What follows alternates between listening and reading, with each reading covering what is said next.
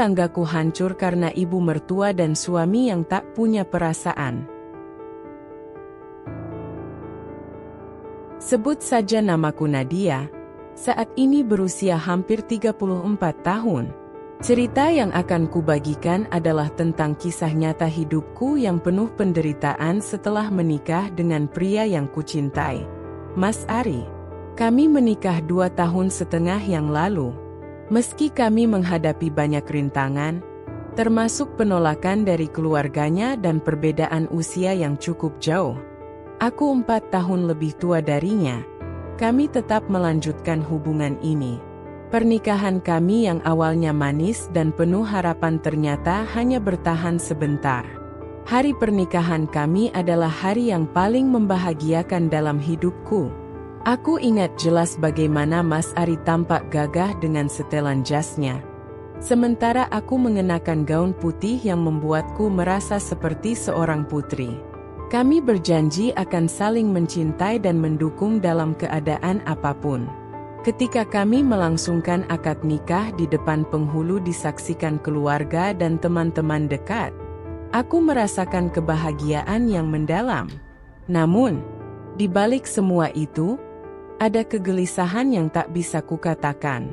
Keluarga Mas Ari tidak begitu menyetujui hubungan kami, terutama ibunya, Mama Nita, yang tampaknya kurang menerima keputusannya untuk menikah denganku. Tahun pertama pernikahan kami berjalan cukup mulus meskipun ada beberapa ketegangan.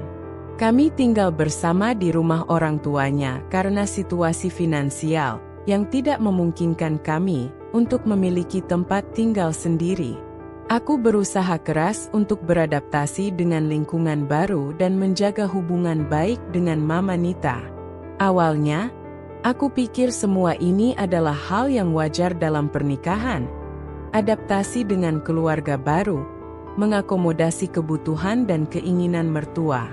Namun, seiring berjalannya waktu, aku mulai merasakan adanya ketidakseimbangan dalam hubungan kami.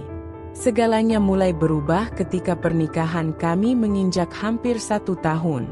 Mama Nita mulai menunjukkan sikapnya yang mendominasi. Aku merasa seperti terjebak di tengah pertempuran yang tak pernah kuinginkan.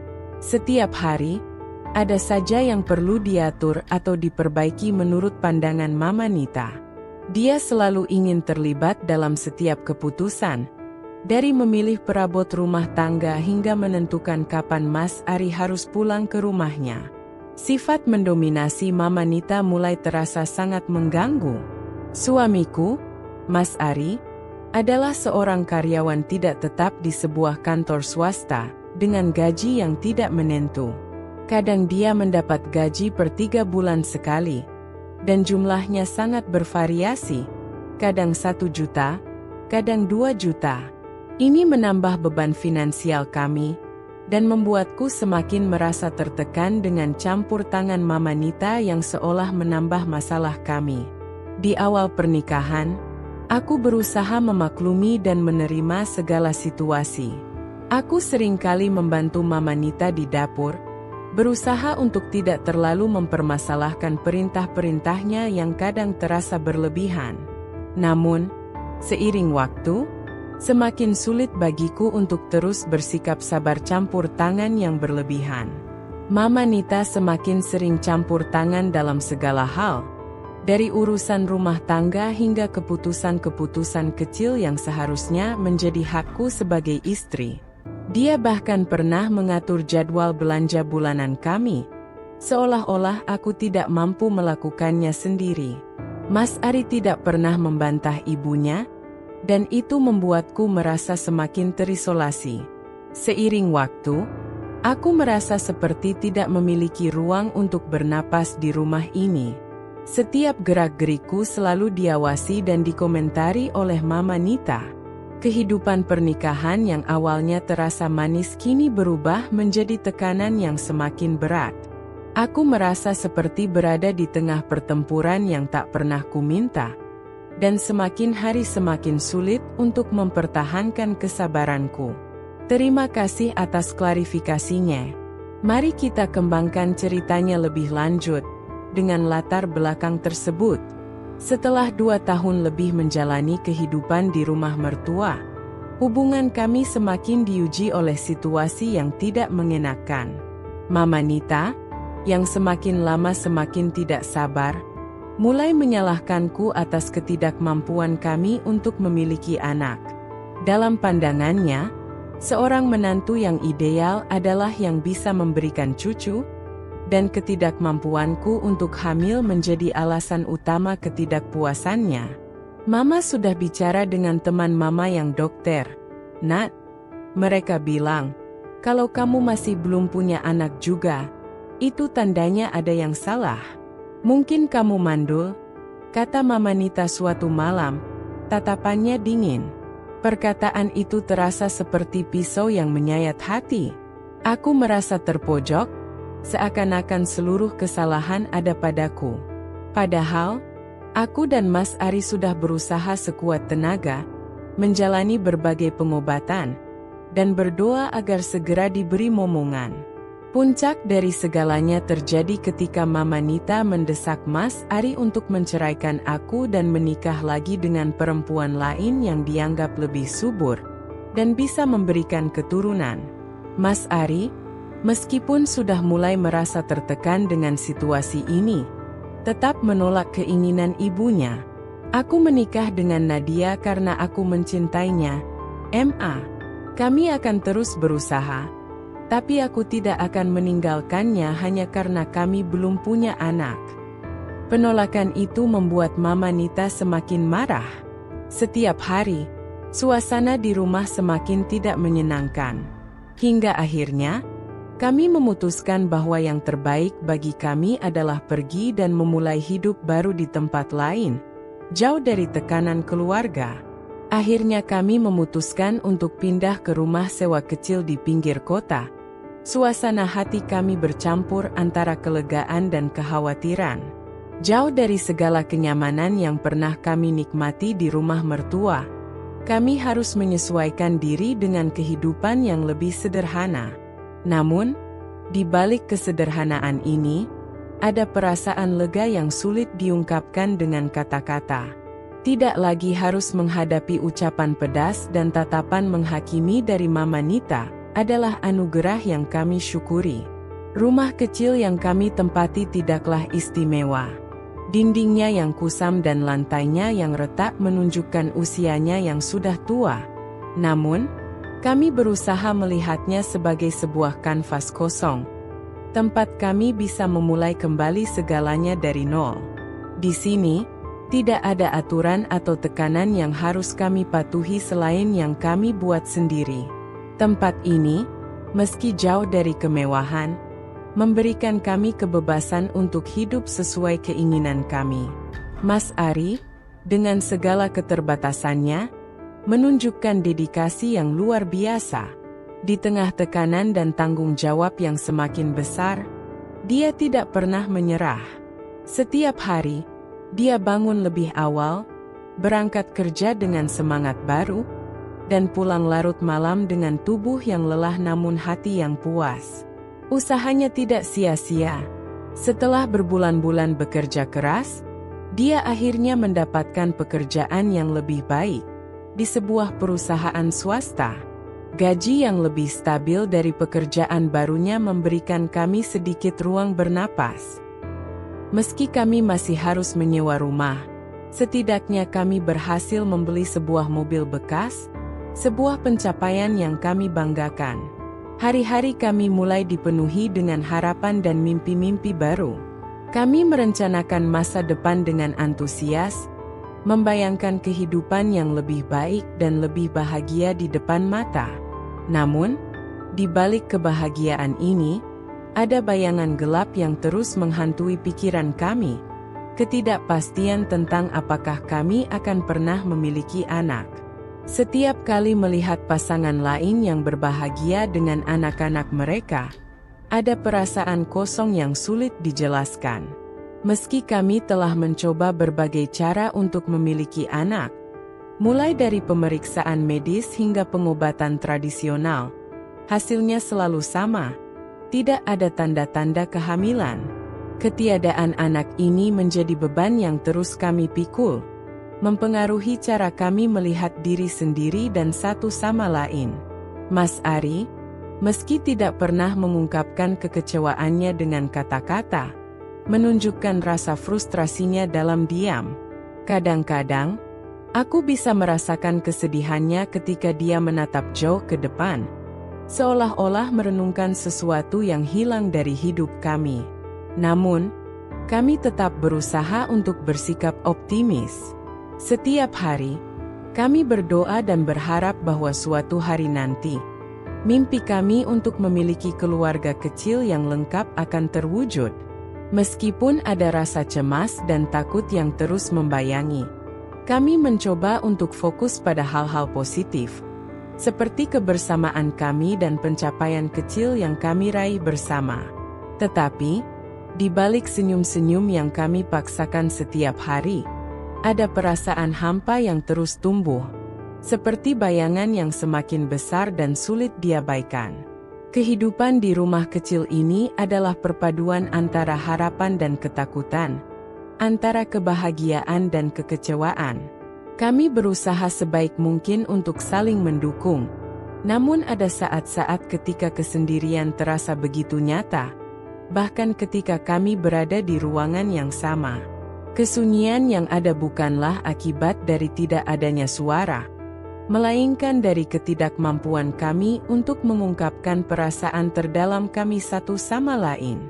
Meski begitu, kami terus melangkah ke depan, mencoba menemukan kebahagiaan dalam hal-hal kecil yang bisa kami capai. Kami tahu bahwa jalan yang kami tempuh tidak akan mudah, namun kami juga tahu bahwa selama kami bersama, kami akan selalu memiliki harapan. Namun, harapan itu kini mulai berubah menjadi sesuatu yang rapuh, seakan-akan hanya menunggu waktu untuk pecah. Bab 4. Kegelapan baru. Kebahagiaan yang sempat kami rasakan di rumah kecil itu ternyata tidak bertahan lama. Setelah beberapa bulan merasakan sedikit kenyamanan dari stabilitas ekonomi yang baru kami capai, segalanya mulai berubah. Mas Ari, yang dulu dikenal sebagai pria pekerja keras dan bertanggung jawab, mulai menunjukkan tanda-tanda perubahan yang mengkhawatirkan. Perubahan yang tidak hanya mengancam kebahagiaan kami, tetapi juga menggerogoti fondasi pernikahan yang telah kami bangun dengan susah payah. Awalnya, perubahan itu terasa seperti hal kecil yang bisa diabaikan. Mas Ari mulai pulang larut malam, dengan alasan pekerjaan yang semakin menumpuk. Namun, seiring berjalannya waktu, keterlambatannya semakin sering dan alasan-alasannya semakin tidak masuk akal. Aku mencoba menenangkan diri, berpikir bahwa ini hanya fase sementara dalam karirnya yang baru. Aku memilih untuk tidak terlalu memikirkan hal-hal yang mungkin sebenarnya sudah jelas di depan mataku. Namun, tanda-tanda yang lebih jelas mulai muncul. Tabungan kami, yang seharusnya cukup untuk kebutuhan beberapa bulan ke depan, tiba-tiba menyusut drastis. Setiap kali aku mencoba menanyakan hal ini, Mas Ari selalu memiliki alasan. Mulai dari kebutuhan mendesak hingga investasi yang tidak berjalan sesuai rencana. Aku ingin mempercayainya, namun kekhawatiran itu semakin besar saat aku mulai menyadari bahwa perhiasan milikku, yang selama ini kujaga dengan hati-hati, satu persatu mulai menghilang. Ketika aku mencoba mencari jawaban, yang kutemukan justru menghancurkan hatiku lebih dalam dari yang pernah kubayangkan. Mas Ari terlibat dalam judi online. Setiap malam, setelah aku tertidur, dia menghabiskan waktu berjam-jam di depan komputer, mempertaruhkan uang yang telah susah payah kami kumpulkan. Bukan hanya itu, dia juga mulai terlibat dalam penggunaan narkoba. Pengaruh dari zat-zat terlarang itu mulai mempengaruhi kepribadiannya, membuatnya semakin jauh dari sosok suami yang dulu ku kenal dan ku cintai. Namun, pukulan terberat datang ketika aku mengetahui bahwa Mas Ari tidak hanya mengkhianati kepercayaan dan cinta kami, tetapi juga telah terlibat dalam perselingkuhan dengan wanita lain. Wanita yang tidak hanya merusak pernikahan kami, tetapi juga menghancurkan sisa-sisa kepercayaan yang masih kupunya terhadap suamiku. Penemuan ini menghantamku seperti badai yang tidak terduga, membuatku merasa seperti seluruh duniamu runtuh dalam sekejap. Aku merasa tubuhku menggigil, seluruh emosiku kacau balau, dan hatiku hancur berkeping-keping. Bagaimana mungkin orang yang pernah bersumpah untuk mencintaiku dan melindungiku, kini menjadi orang yang paling banyak melukaimu? Tangisan sejadi-jadinya menjadi satu-satunya pelarian yang bisa kulakukan. Aku merasa seperti luka yang terus disiram air garam. Sakit, perih, dan tak ada akhirnya. Segala upaya yang kulakukan untuk menyelamatkan pernikahan ini terasa sia-sia. Mobil yang kami banggakan dulu kini telah terjual, hanya untuk menutupi utang-utang yang semakin menumpuk. Rumah kecil yang tadinya menjadi tempat berlindung dari semua tekanan luar, kini terasa seperti penjara yang menghimpitku dari segala arah. Aku hidup dalam bayang-bayang ketakutan akan masa depan, dan ketidakpastian yang kini menggantung di atas kepala kami seperti pedang yang siap jatuh kapan saja. Perubahan Mas Ari tidak hanya menghancurkan kebahagiaan kami, tetapi juga merenggut harapan yang selama ini menjadi penghiburku di tengah kegelapan. Keinginan untuk memiliki anak, yang selama ini menjadi mimpi kami, kini tampak seperti ilusi yang tidak pernah akan terwujud. Aku mulai mempertanyakan segalanya, dari keputusan untuk menikah dengannya, hingga apakah aku pernah benar-benar mengenalnya. Di tengah segala kehancuran ini, aku merasa seperti kehilangan diriku sendiri. Cinta yang dulu terasa kuat dan tak tergoyahkan kini berubah menjadi rasa sakit yang terus menggerogoti hatiku setiap hari. Setiap senyum yang pernah kuperlihatkan kini terasa seperti beban. Dan setiap kenangan manis yang dulu kubanggakan kini menjadi bayang-bayang yang terus menghantuiku. Malam-malam terasa semakin panjang dan sunyi. Di tengah kesunyian itu, aku sering bertanya-tanya bagaimana bisa semua ini terjadi. Apa yang telah kulakukan hingga pantas menerima semua ini? Namun, tidak ada jawaban yang datang. Hanya rasa sakit yang terus-menerus mengingatkanku bahwa kebahagiaan yang pernah kurasakan kini telah hilang, digantikan oleh kegelapan yang seolah tidak akan pernah berakhir. Kehidupan yang pernah kami impikan bersama, kini terasa seperti mimpi buruk yang tak kunjung usai. Satu persatu, semua yang pernah kami miliki mulai hilang, baik materi maupun emosi. Harapan yang tersisa kini hanya menjadi bayangan samar yang semakin pudar seiring berjalannya waktu. Dan di tengah kegelapan baru ini, aku berdiri sendiri, mencoba mencari jalan keluar dari labirin penderitaan yang sepertinya tidak memiliki akhir. Bab 5. Terbongkarnya rahasia. Saat aku mencoba untuk memaafkan dan bertahan dalam keadaan terpuruk ini, rasa sakitku semakin dalam. Suamiku terus-menerus menyembunyikan kebiasaan buruknya, dan semua temannya serta adik kandungnya menutup mata terhadap perselingkuhan ini. Aku berusaha bersabar, mencintai suamiku meskipun bayangan perselingkuhan itu selalu menghantui pikiranku. Bab 6. Bayi dalam kandungan. Kehidupan yang kujalani telah berubah menjadi serangkaian ujian yang seakan tiada habisnya. Setelah bertahun-tahun menginginkan kehadiran seorang anak dalam rumah tangga kami, takdir justru mempermainkan keinginan tersebut dengan cara yang paling menyakitkan. Di tengah segala kesulitan yang kami hadapi, dari keterpurukan finansial hingga pengkhianatan yang membekas dalam hatiku, sebuah kenyataan pahit datang menghampiriku. Wanita yang diselingkuhi suamiku, Karin, mengandung seorang bayi. Berita ini menghantamku seperti palu besar yang menghancurkan sisa-sisa kekuatan yang masih kumiliki. Rasanya seperti takdir sedang mempermainkan seluruh hidupku, memaksaku untuk menghadapi penderitaan yang lebih dalam lagi. Meski demikian, kenyataan ini tidak bisa kuhindari, dan aku harus menerima bahwa ada seorang bayi yang tumbuh di dalam rahim Karin. Meskipun aku tahu bahwa bayi itu bukanlah darah daging dari suamiku. Dengan perasaan campur aduk antara benci, marah, dan kasih sayang yang tak terduga, aku memutuskan untuk mengambil langkah yang mungkin tidak akan dipilih oleh banyak orang dalam posisiku. Aku memutuskan untuk merawat bayi tersebut. Keputusan ini bukanlah hal yang mudah. Setiap kali aku memikirkannya, hatiku terasa seperti diperas, dan air mataku seringkali mengalir tanpa bisa kuhentikan.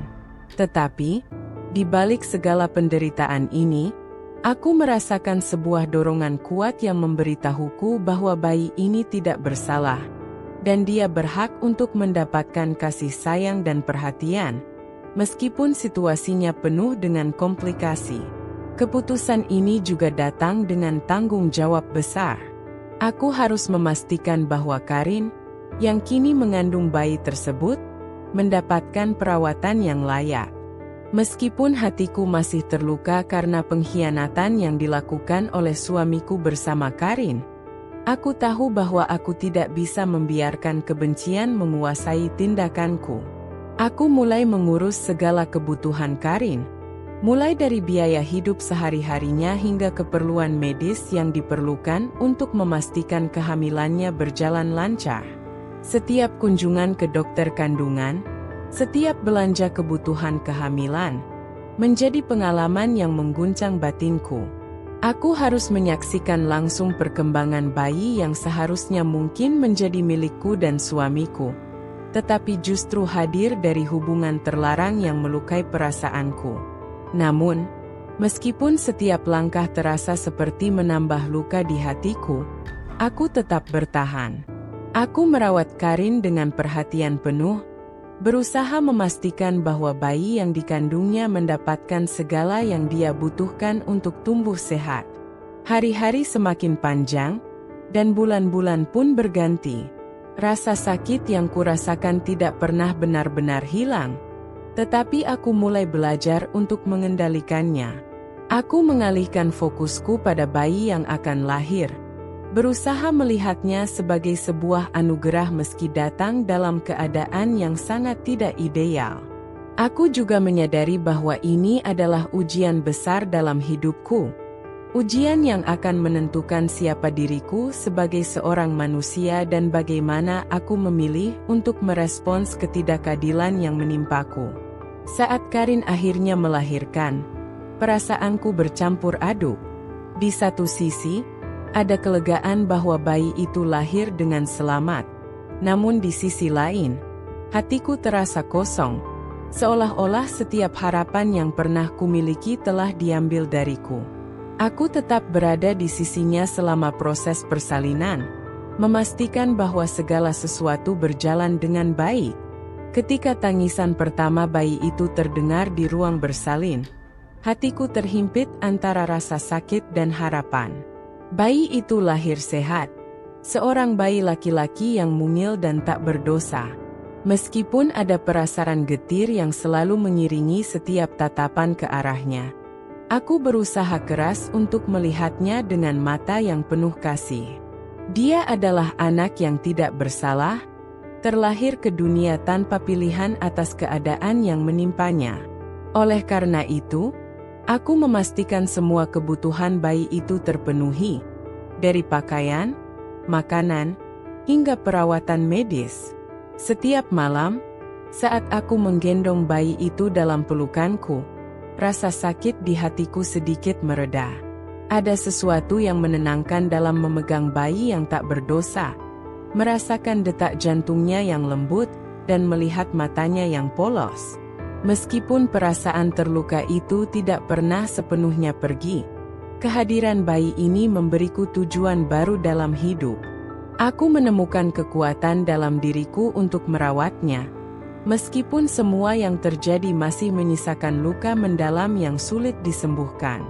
Namun, Meskipun aku telah berusaha semampuku untuk menerima situasi ini, bayangan masa lalu dan ketidakpastian masa depan selalu menghantui pikiranku. Aku tahu bahwa merawat bayi ini bukanlah akhir dari perjuanganku.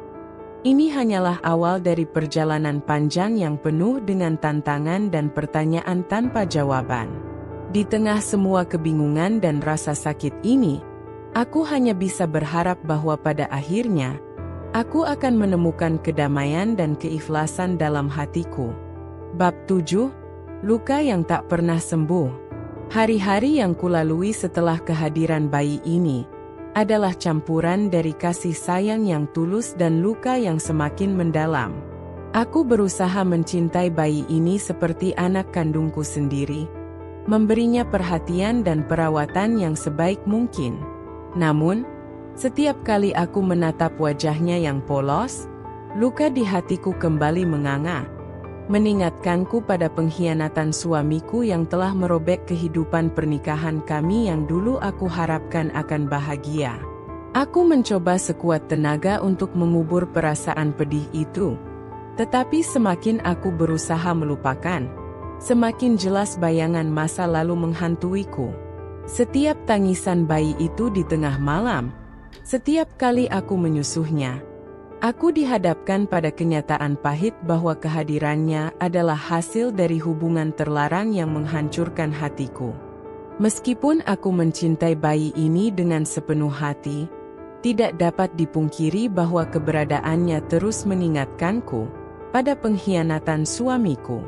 Tidak hanya aku yang merasakan beban ini. Suamiku, yang dulu pernah menjadi sumber kebahagiaanku, kini tenggelam dalam depresi yang semakin dalam. Dia tidak mampu menghadapi kenyataan yang telah dia ciptakan, dan setiap hari dia terlihat semakin tersesat dalam pikirannya sendiri. Wajahnya yang dulu penuh semangat kini tampak kusam dan penuh dengan kesedihan. Setiap kali aku mencoba mendekatinya, dia hanya menjauh, seolah-olah melihatku adalah pengingat akan dosa-dosanya sendiri. Hubungan kami, yang dulu penuh dengan cinta dan harapan, kini hanya tersisa bayangan kelam yang dipenuhi dengan kebencian dan penyesalan. Setiap hari kami semakin menjauh satu sama lain. Suamiku seringkali melepaskan emosinya dengan cara yang kasar, mencaci makiku dan menyalahkan semua kesulitan yang kami hadapi padaku. Dia sering menyebutku sebagai pembawa sial, seolah-olah segala penderitaan yang menimpa kami adalah karena keberadaanku. Kata-katanya seperti pisau tajam yang terus menusuk hati, membuat luka yang tidak pernah sembuh semakin dalam. Aku hanya bisa bertahan dan mencoba menjaga kewarasanku di tengah badai emosional yang menerjang. Bayi ini adalah satu-satunya alasan yang membuatku tetap bertahan. Setiap hari aku berjuang untuk tetap kuat demi bayi ini, meskipun hatiku terus dilanda rasa sakit yang tak kunjung hilang. Setiap kali suamiku melampiaskan kemarahannya padaku, aku hanya bisa diam dan menerima, mencoba menahan air mata yang terus menggenang di mataku. Aku tahu, jika aku menunjukkan kelemahan, situasi ini hanya akan semakin memburuk. Namun, tidak ada yang bisa mempersiapkan seseorang untuk menghadapi rasa sakit yang seperti ini. Dikhianati oleh orang yang paling dicintai, diperlakukan seperti beban, dan terus-menerus dihadapkan pada kenyataan pahit yang seolah-olah tidak ada akhirnya. Setiap malam, saat aku terjaga di tengah keheningan, aku merasa terkurung dalam lingkaran penderitaan yang tidak ada habisnya. Aku ingin melarikan diri, mencari kebebasan dari semua ini, tetapi aku tahu bahwa tanggung jawabku sebagai seorang ibu, meskipun bukan ibu kandung, menikatku pada situasi ini. Hari-hari berlalu dengan berat, dan aku terus mencoba menemukan kekuatan dalam diriku untuk bertahan. Namun, rasa sakit itu tetap ada, bersemayam di dalam hatiku seperti luka yang tak pernah bisa sembuh. Aku merasa hampa, seolah-olah seluruh jiwaku telah terkuras oleh penderitaan ini. Meskipun aku mencoba untuk tetap tegar di hadapan orang lain, di dalam diriku ada bagian yang terus-menerus menangis, merindukan kehidupan yang lebih baik, kehidupan yang tidak pernah aku dapatkan. Bayi ini adalah sumber kekuatanku, tetapi juga pengingat abadi akan pengkhianatan dan penderitaan yang aku alami. Setiap kali aku melihat senyumannya yang polos, ada sebersit harapan yang tumbuh. Tetapi harapan itu dengan cepat pudar saat aku diingatkan oleh realitas yang kejam. Suamiku, yang dulu adalah sandaranku, kini berubah menjadi orang yang tidak pernah aku kenal sebelumnya. Orang yang penuh dengan kebencian dan penyesalan, dan tidak bisa menerima konsekuensi dari tindakannya sendiri. Aku terjebak dalam lingkaran kesakitan yang tampaknya tidak akan pernah berakhir. Luka di hatiku mungkin tidak akan pernah benar-benar sembuh, tetapi aku harus terus maju. Untuk bayi ini, untuk diriku sendiri. Meskipun itu berarti aku harus menanggung penderitaan ini sendirian. Di tengah kegelapan yang menyelimuti hidupku, aku hanya bisa berharap bahwa suatu hari nanti, aku akan menemukan cahaya yang akan membimbingku keluar dari keterpurukan ini. Setelah bertahun-tahun menjalani kehidupan yang penuh dengan penderitaan dan kesedihan, aku akhirnya menyadari bahwa ada satu keputusan yang harus diambil untuk mengakhiri semua ini. Keputusan untuk meninggalkan Mas Ari dan memulai hidup baru. Luka di hatiku sudah terlalu dalam. Dan meskipun aku telah mencoba bertahan demi cinta yang pernah ada, aku tahu bahwa cinta itu telah berubah menjadi sesuatu yang menghancurkan, bukan membangun. Suatu pagi yang tenang, setelah malam-malam panjang yang penuh renungan dan air mata, aku memberanikan diri untuk menghadapinya. Dengan suara yang tenang namun tegas, aku menyampaikan keinginanku untuk bercerai. Mas Ari tidak terkejut, dia mungkin sudah melihat ini datang. Tanpa banyak perlawanan, dia menerima keputusan itu. Mungkin, dalam hati kecilnya, dia juga sadar bahwa pernikahan kami sudah lama hancur, dan melanjutkannya hanya akan memperpanjang penderitaan kami berdua. Proses perceraian berjalan dengan cepat, dan tanpa banyak drama, aku dan Mas Ari resmi berpisah. Aku mengambil keputusan untuk menjaga bayi yang kini telah menjadi bagian dari hidupku. Meskipun tidak ada ikatan darah di antara kami, aku merasa bertanggung jawab untuk membesarkan anak ini, yang tidak pernah meminta dilahirkan dalam situasi yang begitu rumit.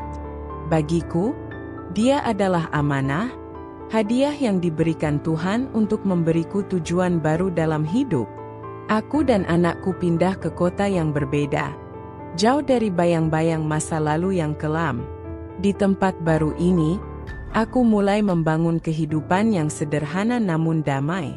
Aku bekerja keras untuk memenuhi kebutuhan kami, dan meskipun hidup tidak selalu mudah, aku merasa lebih tenang karena tahu bahwa aku telah membuat keputusan yang tepat. Anak ini, meskipun tidak pernah aku rencanakan, telah menjadi cahaya dalam hidupku, memberikan arti baru bagi setiap hariku. Aku merawatnya dengan penuh kasih sayang, memastikan bahwa dia mendapatkan semua yang dia butuhkan, baik secara fisik maupun emosional. Melihatnya tumbuh dengan bahagia dan sehat adalah kebahagiaan tersendiri bagiku. Setiap kali dia tersenyum atau memanggilku, "Ibu," aku merasa bahwa semua penderitaan yang aku lalui telah terbayar. Aku tidak lagi melihatnya sebagai pengingat pengkhianatan, tetapi sebagai hadiah yang memberiku kekuatan untuk melanjutkan hidup. Hari-hari yang kujalani sekarang penuh dengan harapan baru. Aku telah melepaskan masa lalu yang menyakitkan, dan meskipun luka di hatiku tidak sepenuhnya sembuh, aku telah belajar untuk menerimanya sebagai bagian dari perjalanan hidupku.